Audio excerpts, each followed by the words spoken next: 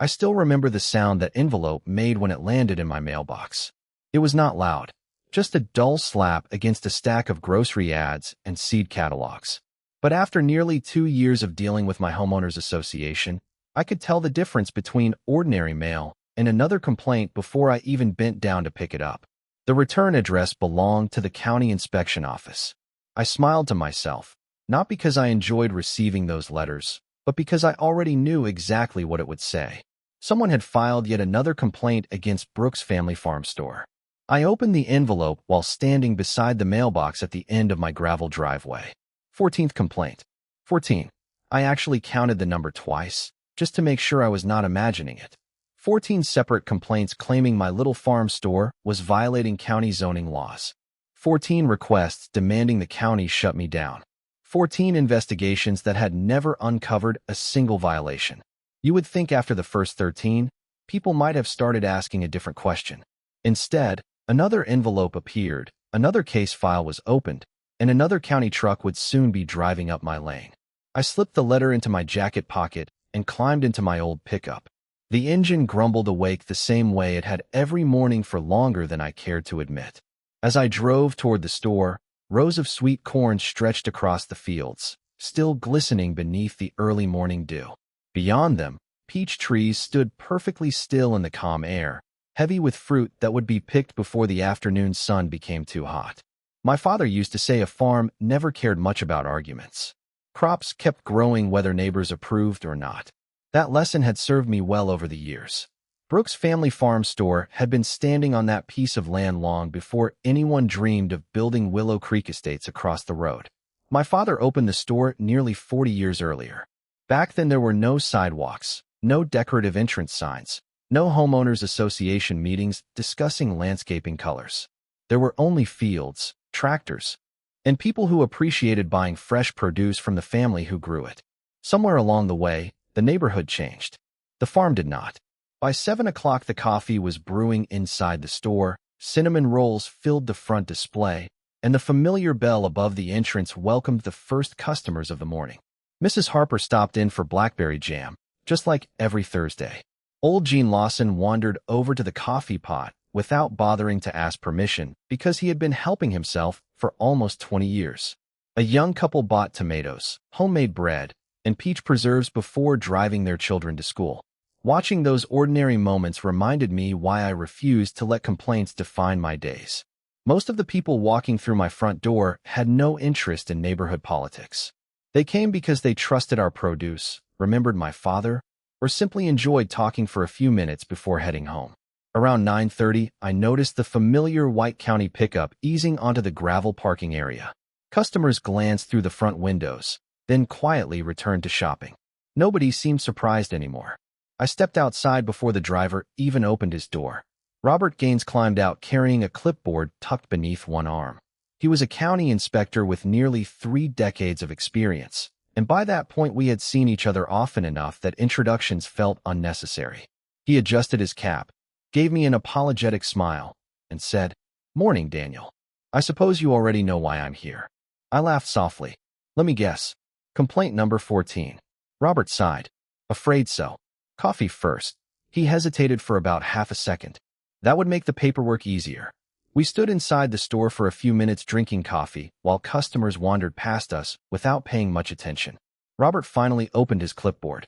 The complaint alleges unauthorized commercial expansion, increased traffic, improper signage, and operating outside approved agricultural use.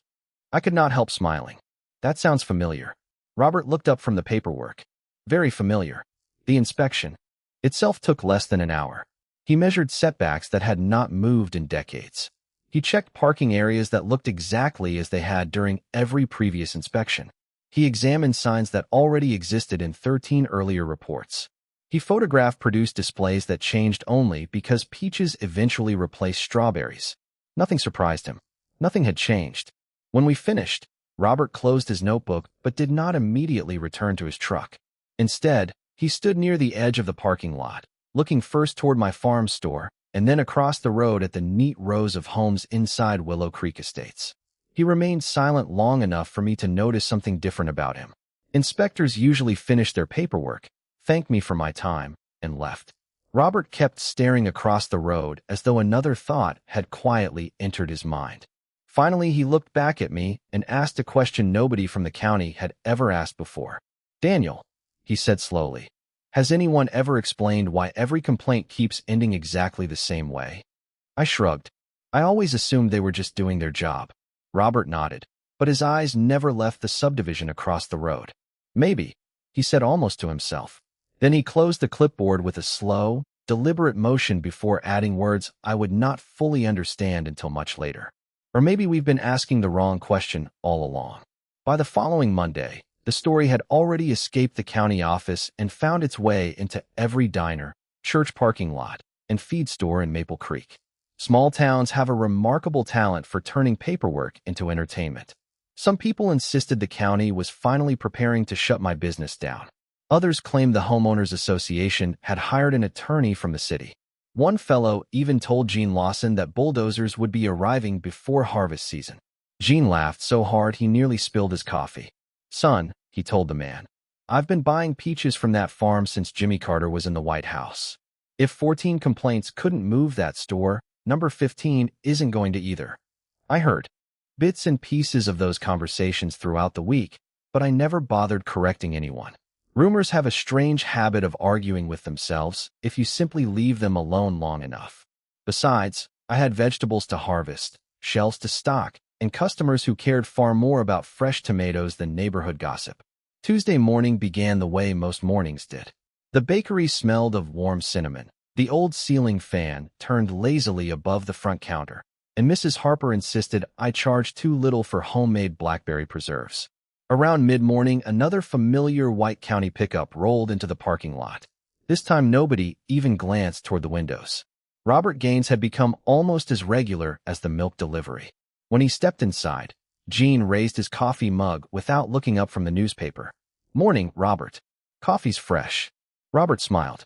"Thanks, Gene." Then he looked at me and shook his head with an expression that was equal parts embarrassed and exhausted. "You know why I'm here. Complaint number 15? I asked. He nodded. "Different complaint form. Same allegations." We walked outside together while he reviewed the paperwork. Unauthorized commercial activity. Excessive customer traffic. Improper signage. Agricultural property allegedly operating beyond its approved use. I almost laughed when I noticed several sentences matched earlier complaints word for word. "They're getting efficient," I joked. Robert did not laugh. Instead, he folded the complaint back into his clipboard and quietly said, "I've started noticing that myself." The inspection followed the same familiar routine. Robert measured the parking area. Nothing had changed. He checked the roadside sign. Same dimensions as every previous report. He walked through the produce section, verified that we sold fruit, vegetables, baked goods, local honey, and homemade preserves exactly as before. He even counted the parking spaces again, despite knowing the answer before he started.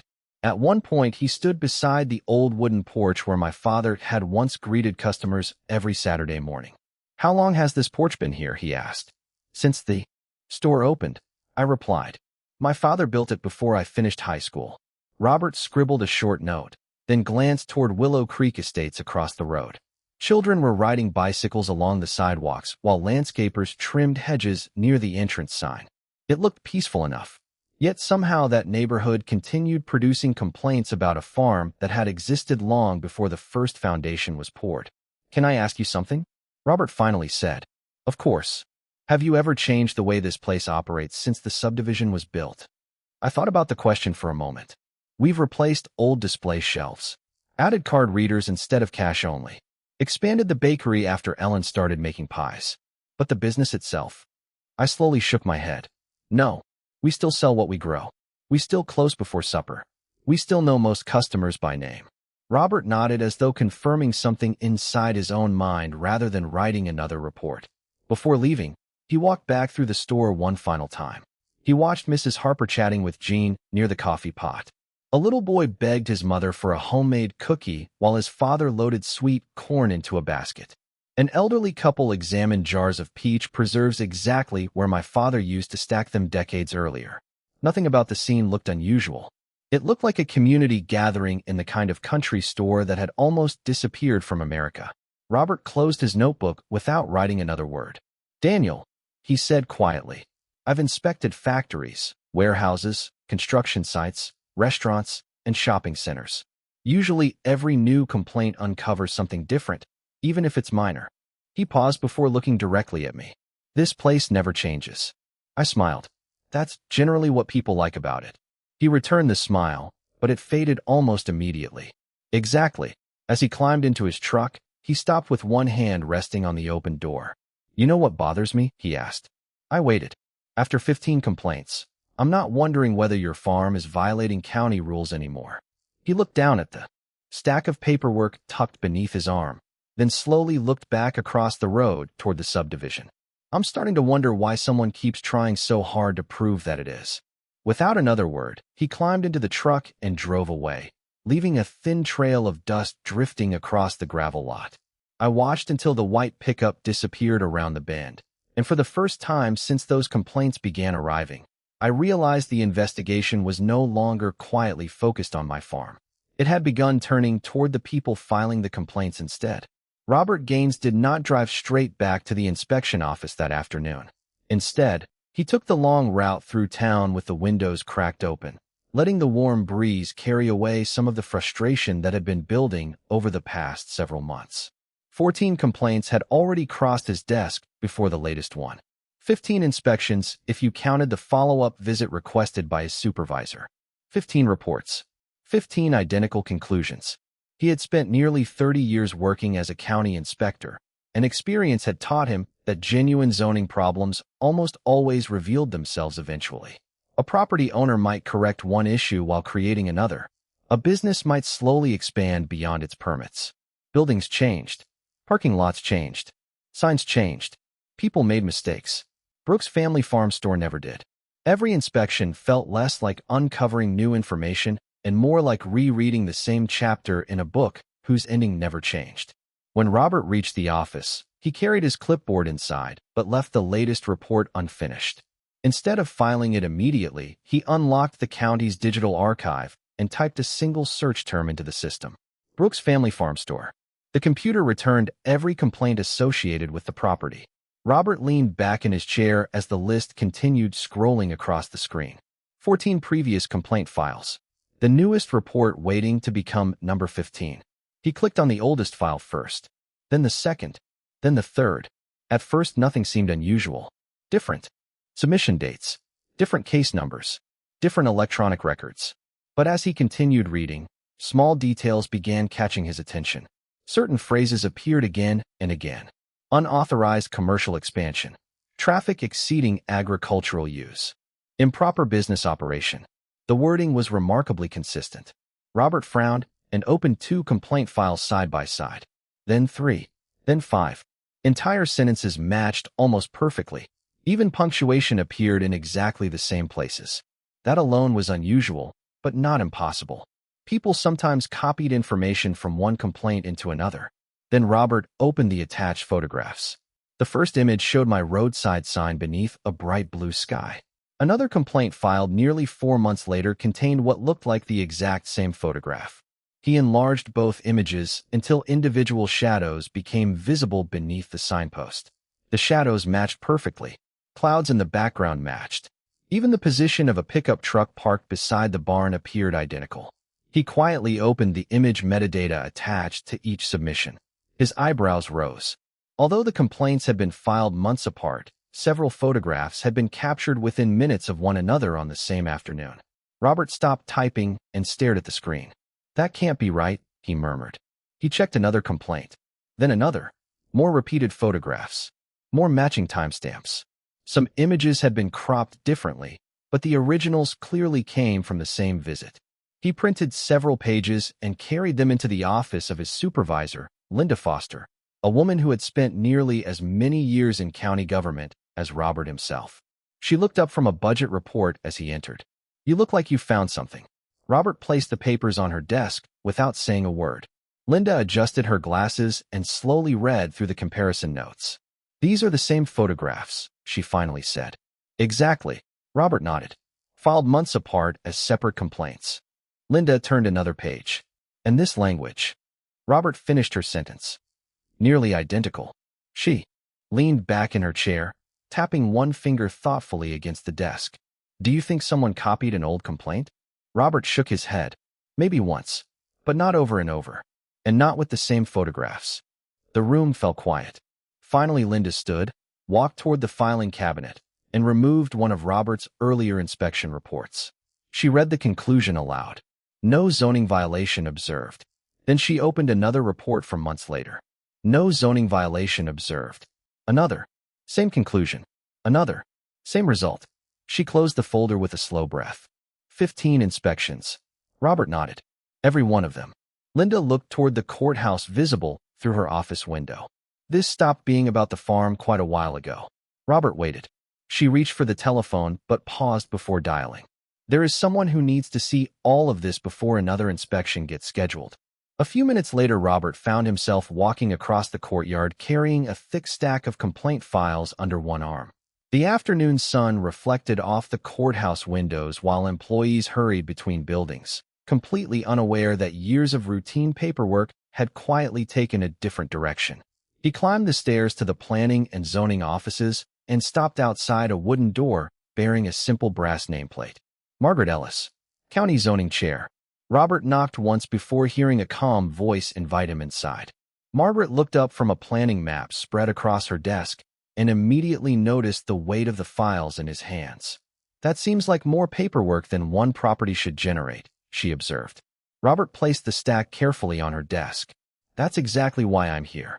Margaret rested one hand on the top folder but did not open it immediately. Instead, she studied Robert's expression for several seconds. County inspectors rarely appeared concerned about paperwork itself. Tell me what you found, she said. Robert took a slow breath before answering. Madam Chair, I think everyone has been investigating the wrong property. That afternoon, after Robert Gaines carried those complaint files into Margaret Ellis's office, I knew nothing about the conversation taking place across town. I was back where I had spent most of my life, sweeping the wooden porch after the last customer had driven away. The gravel parking lot had finally fallen quiet. A soft breeze drifted through the peach trees, carrying the sweet scent of ripe fruit across the fields. It was the kind of peaceful evening my father loved most.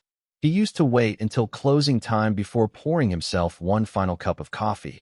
Then he would sit in the old rocking chair beside the entrance and watch the sun settle behind the barns without saying very much at all. I caught myself looking toward that empty chair more often than I cared to admit. Some habits never disappear. You simply become the one keeping them alive. I locked the front door, flipped the open sign to closed, and walked through the store one last time. Every shelf looked exactly the way Ellen liked to leave it. She believed customers noticed small things even when they never mentioned them. Jam labels faced forward. Bread baskets stayed full until closing. Fresh flowers from the garden always sat beside the register during the growing season. People come for produce, she used to tell me with a smile. But they come back because something about this place feels like home. Even after losing her, I never changed those little traditions. Every bouquet on the counter felt like a quiet promise I was still trying to keep. I switched off the lights in the bakery and stepped into the small office behind the store. Time moved differently in that room. The desk was older than I was. My father's leather chair still creaked the same way it always had whenever someone leaned back too quickly. Framed photographs lined one wall. There was my father shaking hands with the county agricultural commissioner during the store's grand opening. Another showed Ellen standing beside the first pumpkin display she ever designed, laughing because one of the neighborhood children had insisted the smallest pumpkin looked happier than the biggest one. Those pictures had survived floods, ice storms, and decades of changing seasons without ever leaving the wall. They reminded me that a farm's history is measured less by buildings than by the people who fill them. I sat down behind the old desk and opened the bottom drawer, searching for a receipt book. Instead, my hand brushed against something wrapped in faded brown paper. I pulled it out carefully. Beneath the wrapping rested an old file folder tied neatly with a cloth ribbon that had once been dark blue but had long since faded to gray. Across the front, written in my father's careful handwriting, were 3 simple words. Farm store records. I stared at the folder for several seconds without touching the knot. I remembered watching him place papers inside it when I was still young enough to think every grown man enjoyed organizing documents on Saturday evenings. He never rushed. Every permit went into its own sleeve. Every survey was flattened carefully before being filed away. Every official letter received its own handwritten note explaining why it mattered. I used to tease him about saving paperwork nobody would ever read again. He would simply smile and say, "Son, crops feed people for a season. Records protect them for generations." At the time, I thought he was talking like an old farmer who disliked throwing anything away. Sitting alone in that office years later, his words carried a different weight. My fingers rested lightly on the faded ribbon, but I still did not untie it. Something about the folder felt almost personal, as though opening it deserved more than simple curiosity. It felt like opening a conversation with someone who was no longer there to answer questions. I leaned back in the chair and glanced once more toward Ellen's photograph. She used to laugh whenever my father insisted on saving another stack of county paperwork. "If the courthouse ever burns down," she once joked, "they'll probably rebuild it from Frank Brooks' filing cabinet." My father chuckled without looking up from his papers. "Then they'll know where to find the originals." At the time, we all laughed. Now the memory lingered in the quiet room much longer than the joke itself. Outside, the last rays of sunlight slipped across the floorboards beneath the office window. Somewhere beyond the fields, a tractor engine rumbled in the distance before fading into the evening. I gently placed the brown folder back inside the drawer without opening it. Whatever my father had preserved would still be there tomorrow. I closed the drawer, turned off the office light, and locked the door behind me. I had no way of knowing that, at almost that exact moment across town, Margaret Ellis had begun reading the very complaint files Robert placed on her desk. She was searching for answers inside the county archives while the answers she truly needed had been waiting quietly inside my father's old cabinet all along. The hearing notice had not even reached my mailbox yet, but somehow the rumors were already moving faster than the mail itself. Customers mentioned them in passing while paying for peaches. Neighbors lowered their voices as though they were sharing state secrets. Someone claimed the homeowners association had finally gathered enough evidence to close my store. Another insisted county officials had grown tired of defending me. I listened the way you listen to rain tapping against an old roof. You acknowledge the sound, but you do not rearrange your life because of it. After enough years in farming, you learn that noise rarely changes the harvest. The following morning began with clear skies and the familiar rhythm of delivery trucks pulling into the gravel lot. I was stacking baskets of fresh tomatoes near the entrance when a black sport utility vehicle rolled slowly into the parking area. It was cleaner than most vehicles that ever found their way onto a working farm. The driver stepped out with the confidence of someone arriving not to visit, but to inspect. Vanessa Caldwell closed the driver's door carefully, adjusted the sleeves of her tailored jacket, and walked toward the store carrying a thick 3-ring binder under one arm. A leather measuring tape hung from one hand, while her phone was already open in the other, prepared to capture photographs before she had even reached the porch. "Good morning, Daniel," she called with a smile that never reached her eyes. "Morning, Vanessa." She looked around the property with slow, deliberate movements, as though every fence post and flower pot represented another violation waiting to be discovered. "Busy today," she observed. "Seems like a normal Thursday to me." "Normal," she repeated quietly, opening the binder. "That depends on which regulations you're reading." Without waiting for another invitation, she began walking around the parking area, stretching the measuring tape along the gravel edge before writing numbers onto a printed diagram. Every few minutes, she stopped to photograph something. The roadside sign, the produce tables, the porch, the bakery entrance, even the old rocking chair where my father used to drink coffee after closing. Customers noticed her almost immediately. Mrs. Harper leaned toward me while selecting a loaf of bread. "Is she with the county?" she whispered. "No," I replied. "Just very interested in measuring my property." Jean Lawson glanced through the front window, watched Vanessa crouch beside a flower bed to photograph a drainage ditch, and quietly muttered, "She's measuring tomatoes now." I laughed softly. "Not yet." Outside, Vanessa finished another photograph before opening her binder again. Colored tabs divided dozens of sections filled with highlighted ordinances, handwritten notes, and printed county regulations. She seemed remarkably proud of the collection. "Section 8.14, she announced while running one finger beneath a highlighted paragraph. "Commercial operations shall remain consistent with zoning limitations applicable to the district."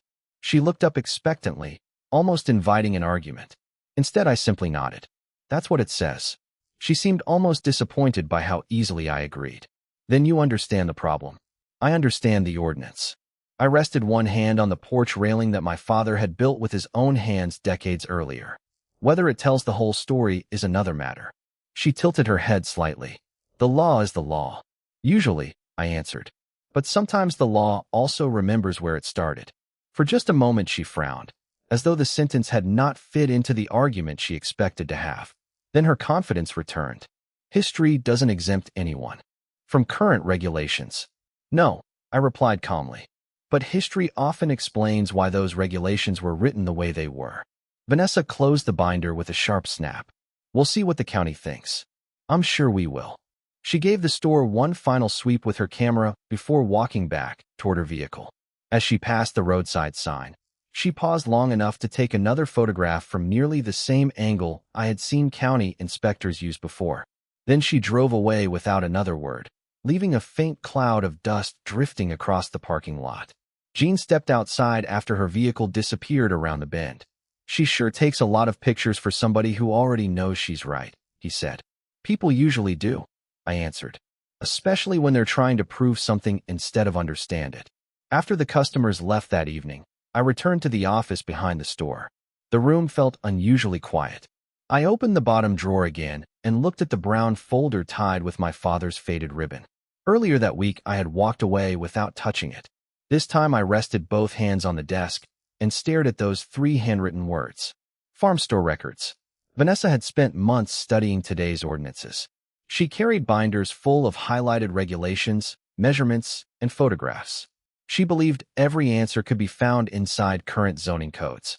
My father had believed something very different. He believed the first page of a property's story mattered just as much as the last. I still did not untie the ribbon that evening, but for the first time I began to suspect that the thickest binder in Maple Creek might not belong to the homeowners association at all.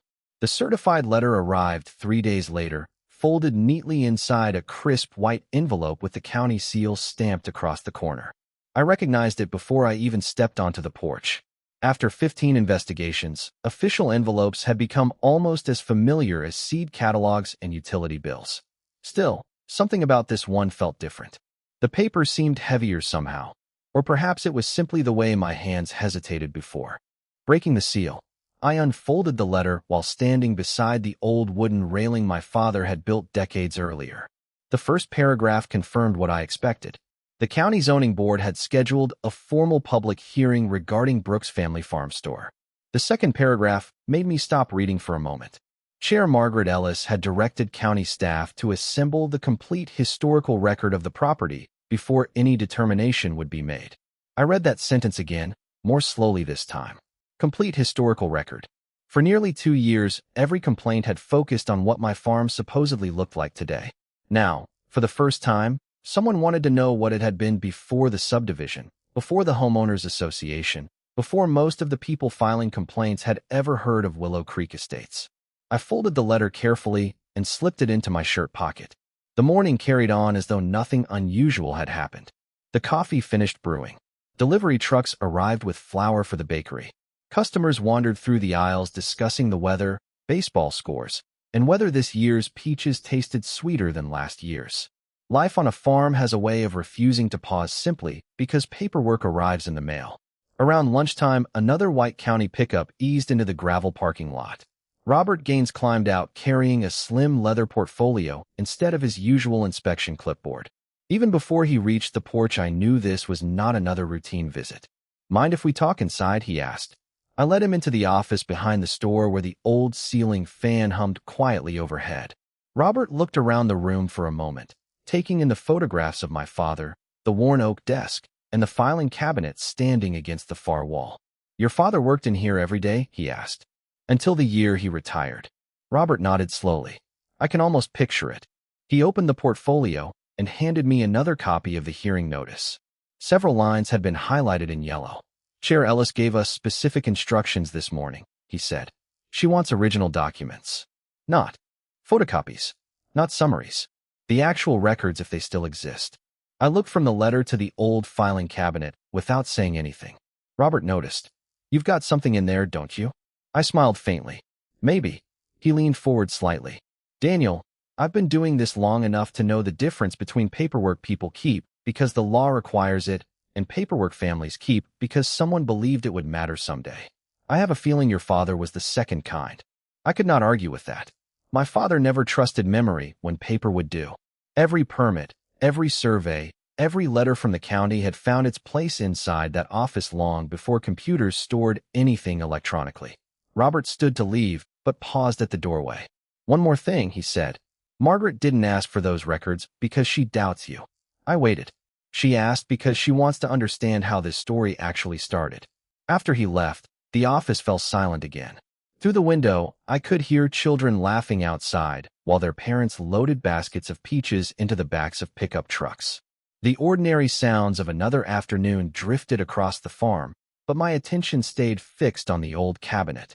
I walked across the room, opened the bottom drawer, and lifted out the familiar brown folder tied with the faded cloth ribbon. This time I did not set it back down. I carried it to my father's desk and slowly loosened the knot. The ribbon slipped free with almost no effort, as though it had been waiting patiently for exactly this day. Inside rested decades of carefully preserved history. Original boundary surveys folded with astonishing precision. Building permits bearing county seals that had faded but remained perfectly clear. Property tax maps. Inspection approvals. Handwritten notes in my father's careful script explaining why certain letters should never be misplaced. Every page reflected the same habit I had once teased him about. He had not collected paperwork. He had preserved evidence. Near the middle of the folder, I found a large cream-colored envelope that felt heavier than the others. Across the front, someone had typed, County Planning Department, and beneath it sat a date more than 30 years old. I carefully unfolded the letter inside. Before I reached the bottom of the first page, my breathing slowed. The county was not discussing future possibilities or temporary permissions. It was formally acknowledging Brooks Family Farm Store as an established agricultural retail operation years before Willow Creek Estates even existed on a planning map. I turned the page and discovered another memorandum attached behind it, signed by officials whose names had long since disappeared from county government. One sentence near the bottom caught my eye immediately. It instructed future planning staff to ensure that any surrounding residential development recognized the continued operation of the existing farm store. I leaned back in my father's chair and closed my eyes for a moment. Across town, Vanessa Caldwell was probably organizing another binder full of highlighted ordinances she believed would finally end my business. She had spent months studying the newest chapters of the county code. My father, without ever meeting her, had quietly saved the chapter that came first. And sitting there in the fading afternoon light, with 30 years of forgotten history spread across the same desk where he had once organized it by hand, I realized the most important evidence in the entire case had never been hidden. It had simply been waiting for someone patient enough to untie a faded blue ribbon. The hearing room at the county administration building was fuller than I expected when I walked through the doors that Friday morning. Maple Creek was not the kind of town where zoning hearings attracted spectators, yet nearly every chair had been claimed. Farmers still wearing dusty work boots sat beside retired teachers, local business owners, and a handful of residents from Willow Creek Estates. They were not there because they cared about zoning regulations. They were there because for months they had been hearing the same story repeated over coffee counters and backyard fences. According to the rumors, Brooks Family Farm Store had finally run out of luck. I carried only one thing. Into the room, my father's old brown folder. It looked almost fragile compared with the 3 thick binders stacked neatly in front of Vanessa Caldwell. Colored tabs stuck out from every edge, and loose notes covered the table around her like someone preparing for a final examination. She glanced at the folder under my arm and offered the smallest smile. It was the expression of a person who believed preparation could be measured by the number of pages sitting on a table. Chair Margaret Ellis entered precisely at 9 o'clock, followed by Robert Gaines and the county records clerk. Without raising her voice, she immediately settled the room. This hearing concerns the legal status of Brooks Family Farm Store, she began. Our responsibility today is not to reward the loudest argument. It is to determine the facts supported by verified county records. She allowed that sentence to linger before continuing. Opinions will be heard. Documents will decide. Vanessa was invited to speak first. She stood confidently, carried one of her binders to the presentation table, and began methodically walking the board through photographs, highlighted ordinances, and enlarged maps. Every point sounded polished. Every sentence seemed rehearsed. She argued that commercial activity had expanded beyond what modern zoning regulations permitted. She displayed photographs of customer vehicles, produced displays, seasonal decorations, and roadside signs as though each image revealed another piece of an obvious puzzle. Several times she paused after quoting a regulation, expecting the board members to react. They listened politely, took notes, and asked only a few brief questions before thanking her for the presentation. Vanessa returned to her seat, looking quietly satisfied. Then Margaret turned toward Robert Gaines. "Mr. Gaines, please summarize your findings." Robert carried only a thin inspection file. Compared with Vanessa's binders, it looked almost empty. He adjusted his glasses, opened the folder, and spoke with the calm confidence of someone who had nothing to prove. "Over the past 2 years, I have personally conducted 15 inspections of Brooks Family Farm Store in response to citizen complaints." He paused long enough for the number to settle over the room. Each inspection examined the allegations presented. Property boundaries were verified. Parking was reviewed. Signage was measured. Business operations were observed. No zoning violation requiring enforcement was identified during any inspection. A few people shifted quietly in their seats. Robert continued, "While reviewing the complaint history, I also identified repeated language across multiple complaint submissions and discovered several photographs that appear to have originated from the same photography session despite being submitted months apart as separate complaints." That statement drew far more attention than anything Vanessa had presented. Margaret looked toward him. "Did that discovery affect your recommendation?" "Yes, Madam Chair. It caused me to recommend a complete historical review of the property's legal status before additional enforcement activity continued." Margaret nodded once before turning toward me. "Mr. Brooks." I stood, carried the brown folder to the table, and untied the faded ribbon exactly as my father had tied it decades earlier. The room had become so quiet that the gentle rustle of old paper echoed across the hearing chamber. One by one, I placed the original documents before the board. The original agricultural retail approval, the boundary survey, building permits, correspondence between county planners and my father, inspection approvals dating back years before Willow Creek Estates had ever existed. I never argued with Vanessa's interpretation of the law. I simply explained what each document was and when it had been issued. The county records clerk stepped forward carrying certified copies retrieved from the county archives. She compared every page against my originals with remarkable care. Permit numbers matched exactly. Survey references matched. Official signatures matched. Dates matched. Nothing conflicted. Nothing appeared altered. Finally, she looked toward Chair Ellis and quietly said, "The originals presented today are consistent with the county archive in every material respect." Margaret picked up one aging memorandum from the middle of the stack and read it silently before passing it to the other board members. She waited until everyone had finished before speaking. "This planning memorandum predates the Willow Creek subdivision application." She turned one page and continued reading aloud.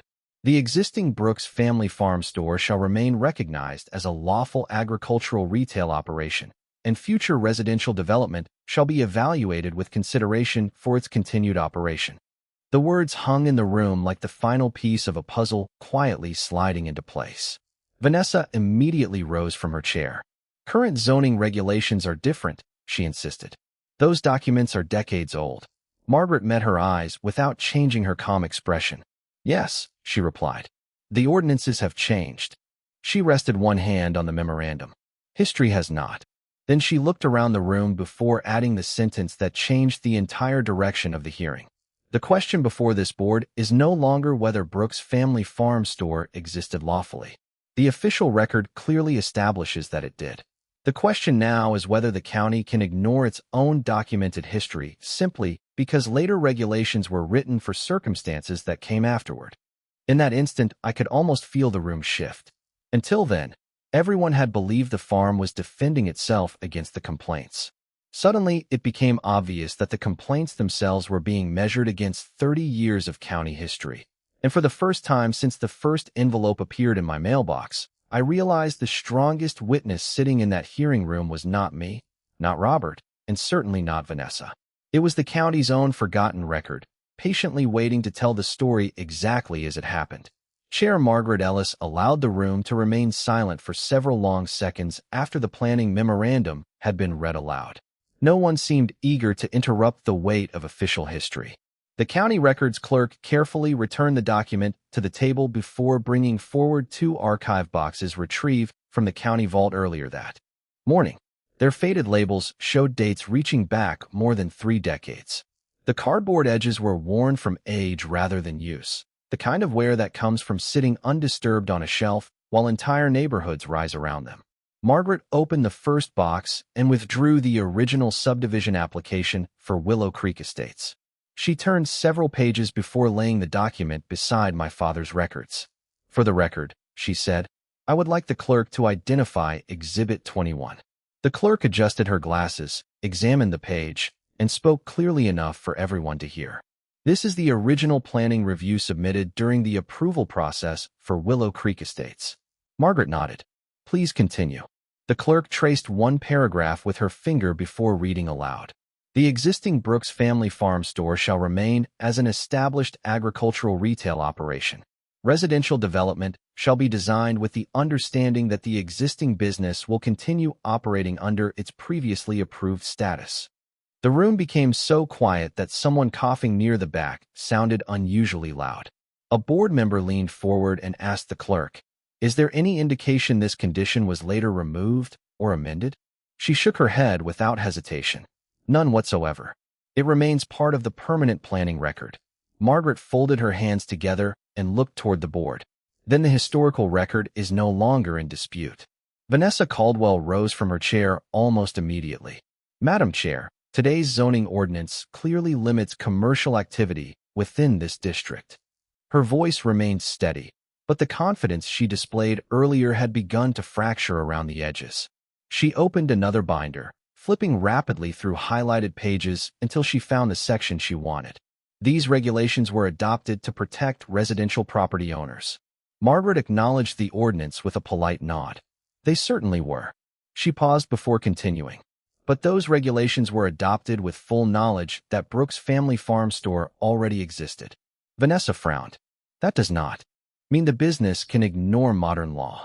"No," Margaret replied calmly. "It means modern law must be interpreted together with legally established property rights. Counties cannot erase vested rights simply because neighboring development arrives decades later." The distinction landed heavily across the room. Several board members quietly reviewed the documents again, comparing the subdivision plans with the older permits from my father's folder. Every page reinforced the same timeline. The farm came first. The subdivision came later. The county knew it. The developer knew it. The planning commission knew it. Somewhere along the way, only the homeowners association had convinced itself otherwise. Margaret then turned toward Robert Gaines. "Mr. Gaines, based upon every inspection you personally conducted, did you observe any expansion inconsistent with the historical approvals presented today?" Robert answered without opening his file. "No, Madam Chair. The operation I inspected is substantially consistent with the agricultural retail use described throughout these historical records. And after 15 inspections, my professional opinion remains unchanged." Margaret thanked him before looking toward the audience instead of the board. "The complaint process exists to identify legitimate violations. It is an important protection for every resident of this county." She allowed that statement to settle before adding another. "It is not intended to repeatedly relitigate issues that have already been resolved through documented evidence." No names were mentioned, yet every person in the room understood exactly what she meant. Vanessa slowly lowered her binder onto the table. For the first time since the hearing began, she stopped searching for another ordinance to quote. Across the aisle, a few residents from Willow Creek Estates exchanged uncertain glances. They had arrived expecting to watch the county discipline an overreaching farm store. Instead, they were discovering that the neighborhood itself had been built with full knowledge that the farm belonged exactly where it stood. An elderly gentleman sitting near the back quietly whispered to his wife, "Well, that changes everything." She simply nodded. It did change everything. The conversation was no longer about pumpkins, parking spaces, or roadside signs. It was about whether official county history carried more weight than repeated assumptions. Margaret gathered the documents into a single orderly stack before addressing the board one final time. Unless there are further questions, I believe the evidentiary portion of this hearing has concluded. No one spoke. There were no additional witnesses waiting outside the room. No dramatic surprise remained hidden in another binder. The evidence had already answered every important question. I looked down at the faded ribbon resting beside my father's old folder and thought about all the evenings I had watched him carefully file another permit or another survey, while I wondered why he bothered saving so much paper. Sitting there in that hearing room, I finally understood. He had never been preserving old documents. He had been preserving tomorrow's answer. As the board members quietly gathered their notes and prepared to deliberate, I noticed something that would have been easy to miss. For the first time since the complaints began nearly 2 years earlier, no one in that room was asking whether Brooks Family Farm Store had broken the rules. Everyone was waiting to hear what consequences would follow for trying to ignore 30 years of county history. Chair Margaret Ellis returned a few minutes later carrying a single sheet of paper. No dramatic expression crossed her face.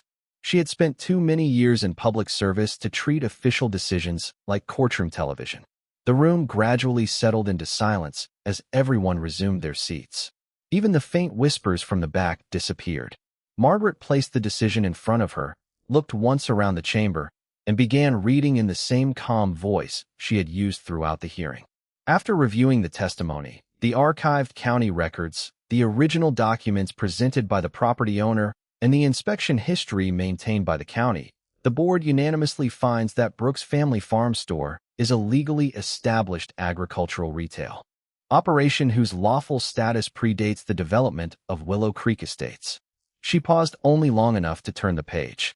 The historical record further establishes that subsequent residential development was approved with full recognition of the farm's continued operation. Accordingly, the board finds no legal basis for enforcement action against Brooks Family Farm Store based upon the allegations presented in the complaints before us.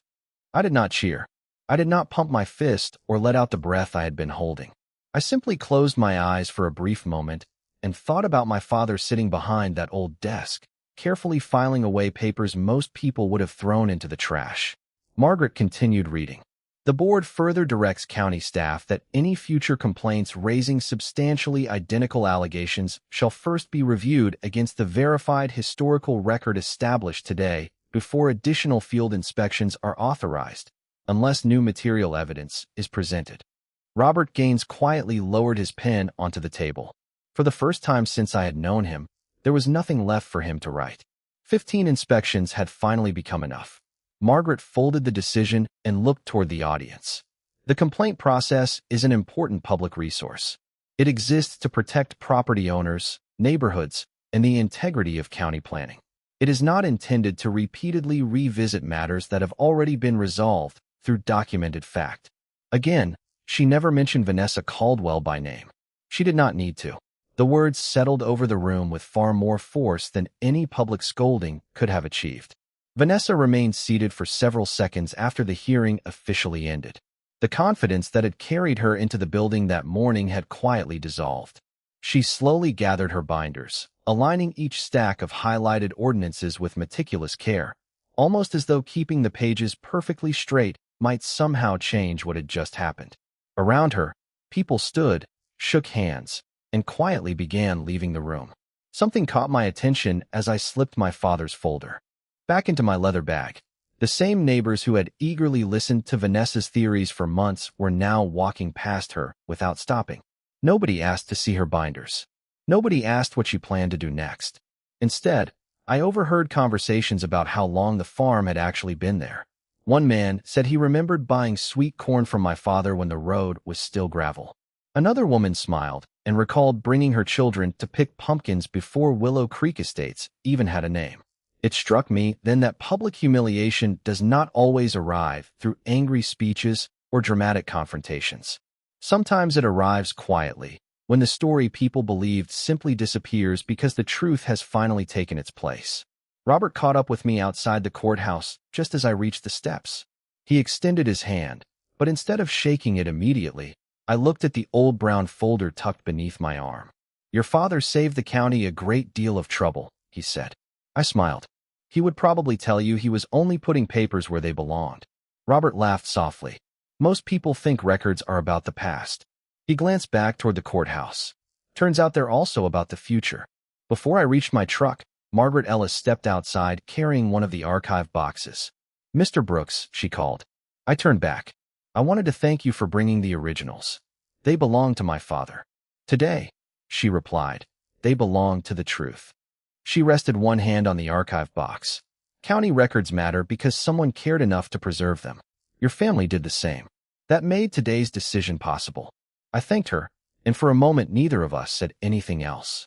Some conversations do not need another sentence.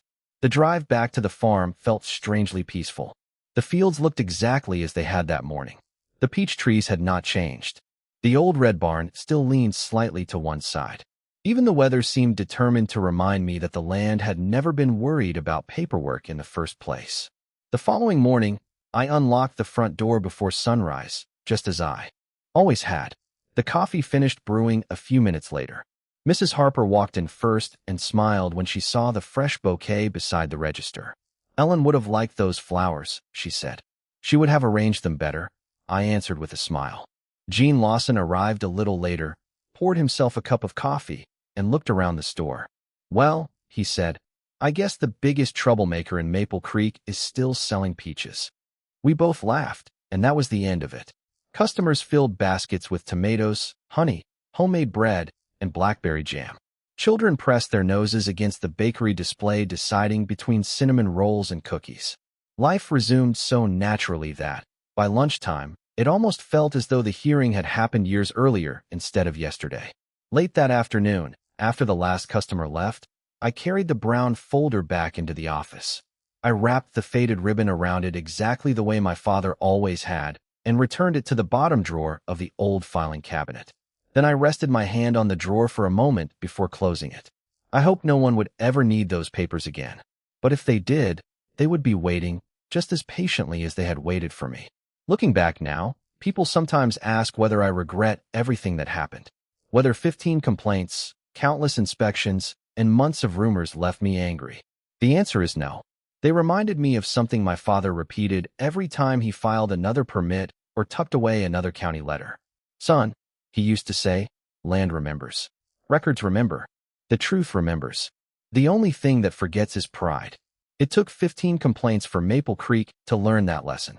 It only took one old folder to prove it.